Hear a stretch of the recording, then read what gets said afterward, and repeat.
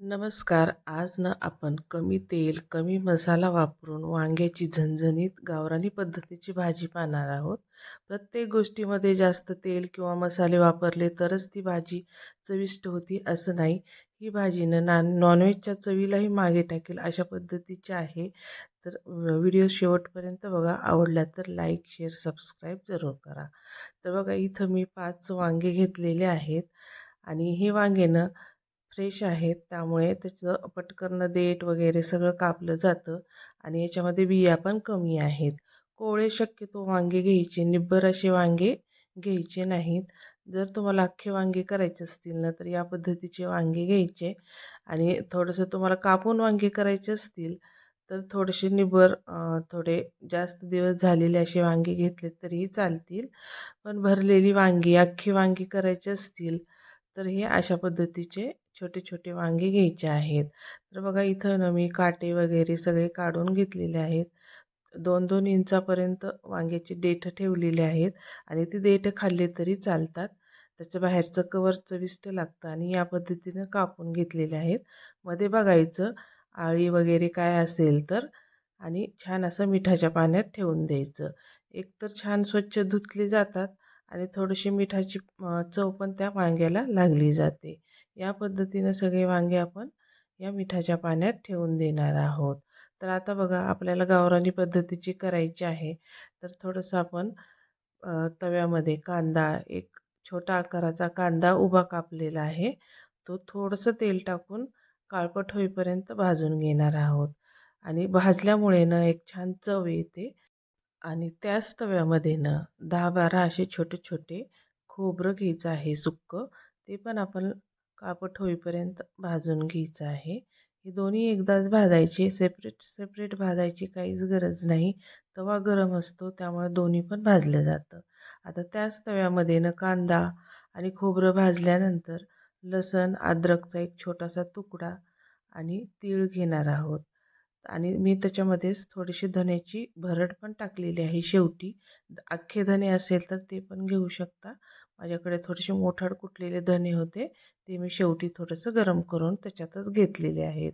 तर बघा हे छान भाजून झाल्यानंतर, थंड झाल्यानंतर 1-2 चमचे पाण्याचे टाकून छान पेस्ट करून घ्यायची आहे मसाल्याची. एवढाच मसाला आपण इथं वापरणार आहोत. जास्त गरम मसाले वापरणार नाहीत. आता इथं तेल अर्धी पळी आपण तेल घेतलेलं आहे. एवढ्याच तेलामध्ये आपल्याला ही भाजी बनवायची आहे. तर इथं जिरे मोहरी टाकायची फोडणीला. छान तडतडली की मग थोडंसं लाल मिरची पावडर, आपला घरचा काळा मसाला, हळद पाव चमचा आणि चवीनुसार मीठ घेऊन हे तेलामध्ये गरम करून घेतलेलं आहे आणि लगेच आपल्याला पाण्यातले वांगे त्याच्यात टाकायचे. म्हणजे हे आपल्याला म्हणजे तिखट वगैरे आपलं करपणार नाही. थोडंसं वांग्याला पाणी असतं त्यामुळे ते करपत नाही आणि हे वांगे थोडेसे हलकेसे भाजून घ्यायचे आणि केलेला मसाला. आता मी जेवढा मसाला केलता त्याच्यातला अर्धा वापरलेला आहे. एवढा पुरे होतो. सरबरीत अशी आपली भाजी तयार होते. तर आता आणि थोडंसं मिक्सरच्या त्याच भांड्यामध्ये थोडंसं पाणी कोमट करून टाकलं होतं. पाण्याचा वापर मात्र कोमटच करायचा आणि थोडंसं पाणी टाकून हे असंच शिजवून घेणार आहे आणि वरतीनं ताट झाकल्यानंतर पाणी टाकायचं. कारण लगेच आपल्याला गरम पाणी थोडंसं म्हणजे पातळ हवी असेल, घट्ट हवी असेल तर पाणी लगेच गरम वापरता येतं. आणि कोणतीही भाजी करताना ना अगोदर पाणी टाकायचं. अर्धवट भाजी शिजली ना मग तुम्हाला पाहिजे असेल तर शेंगदाण्याचं कूटही याच्यामध्ये वापरू शकता. जर अगोदर टाकलं शेंगदाण्याचं कूट आणि नंतर पाणी टाकलं ना तर भाजी पांढरट होते. जर तुम्हाला भाजीला कलर हवा असेल तर भाजी थोडीशी शिजल्यानंतर मग शेवटी शेंगदाण्याचं कूट टाकून मग परत 5-1 मिनटं भाजी शिजवून घ्यायची.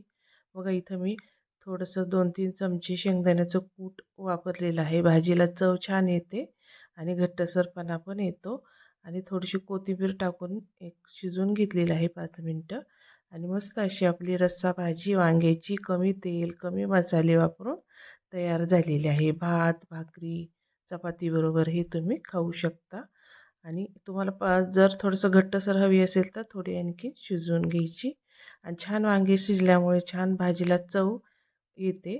त्यामुळं वांगे छान शिजवून घ्यायचे. कोणाला जास्त शिजलेले आवडत नाहीत, पण जेवढे वांगे शिजतात ना तेवढं भाजीला चव छान येते. अशा पद्धतीनं आपली वांग्याची रस्सा भाजी तयार झालेली आहे. व्हिडिओ इथपर्यंत बघितल्याबद्दल तुमचे सगळ्यांचे खूप खूप धन्यवाद. आता भेटूयात आपण अशाच छान छान व्हिडिओ रेसिपीजमध्ये. तोपर्यंत बाय.